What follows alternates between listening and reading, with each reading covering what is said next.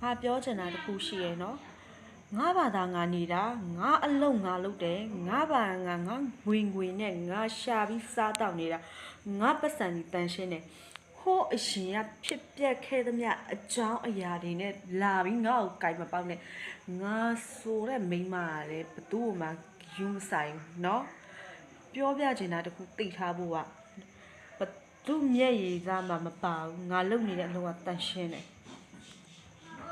အချိန်တန်တာတွေအချိန်မတန်တာတွေလာမပြောနဲ့တန်ရောစင်ရှိတာတွေမရှိတာတွေလာပြောနဲ့မေတ္တာရှိတာမရှိပါ